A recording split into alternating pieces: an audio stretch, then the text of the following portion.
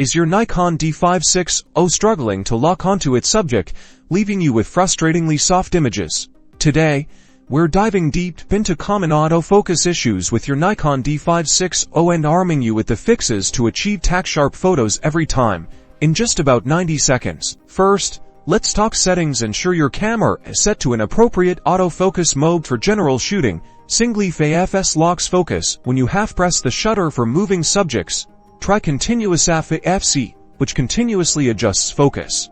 Navigate to the shooting menu, find autofocus mode, and select AFS. If you're shooting action, select AFC. Next, check your focus area selection. The camera defaults to auto area AF, which can sometimes guess incorrectly. Try switching to dynamic area AF or single point AF. This gives you more control over where the camera focuses. In the shooting menu, under autofocus area mode, experiment with these options to see which works best for your scene. A dirty lens or sensor can wreak havoc on autofocus. Gently clean your lens elements and your camera sensor with a quality microfiber cloth, and appropriate cleaning solution. Dust or smudges can interfere with the autofocus system's ability to detect contrast. Also, consider your working distance. Autofocus systems struggle in very low light and with low contrast subjects. Try focusing on an area with more detail or better lighting if possible. If you're using manual focus, ensure the AX switch on your lens is set to M for manual focus,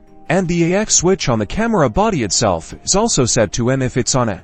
The camera will attempt to autofocus. Finally, if autofocus consistently fails, check for firmware updates for your D5600 and your lenses on Nikon's website. Outdated firmware can sometimes cause unexpected behavior. By systematically checking these settings and ensuring your equipment is clean, you can significantly improve your Nikon D5600's autofocus performance and capture sharper, more memorable images.